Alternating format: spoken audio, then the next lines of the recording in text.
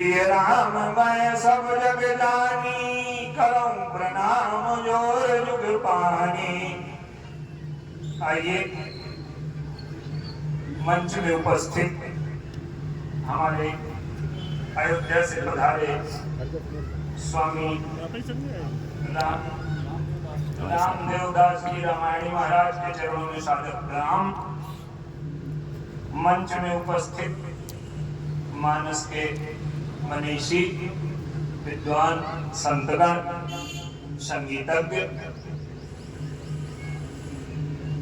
भगवत कथा सुनने आए श्रद्धालु श्रोतागण, वंदनीय माताओं, आइए एक छोटा सा प्रसंग। धर्म जो है उसका स्वरूप क्या, इसके बारे में एक छोटा सा।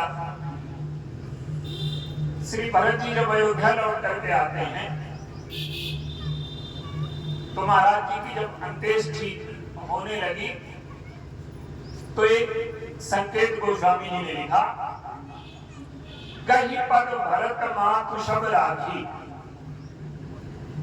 भरत जी ने सभी माताओं को चरण पकड़ करके सती होने से रोका।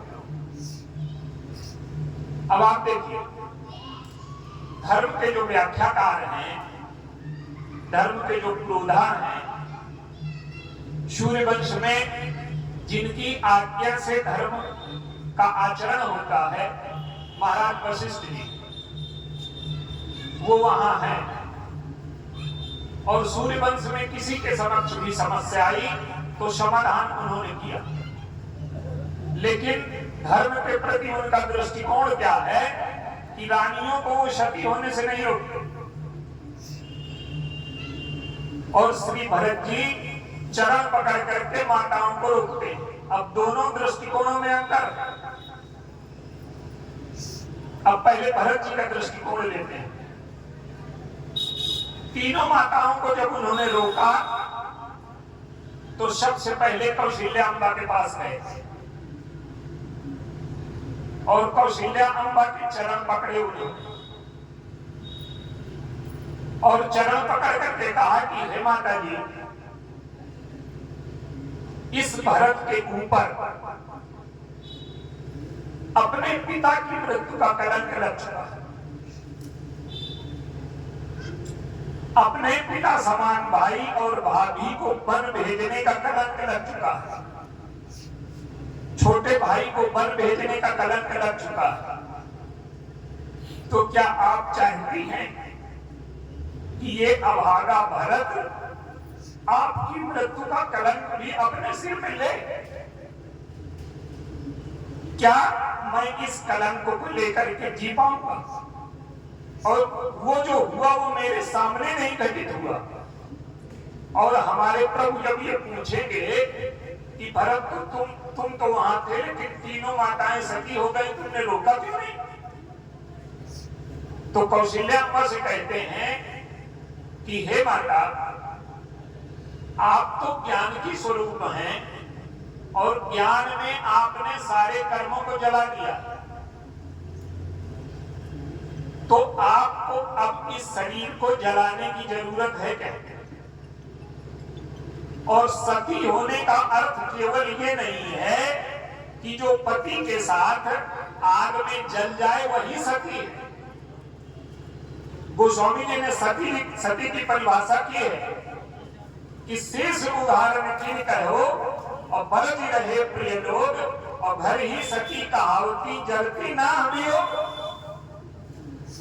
एक सती होना ये बाहर से दिखाई देता है कि पति के साथ जल करके भस्म हो गई, और एक सती होना ये है कि पति के जो अधूरे काम हैं उन्हें पूरा किया जाए और विषय भोग से दूर रह करके तपस्या की अग्नि में पूरा जीवन जला दिया।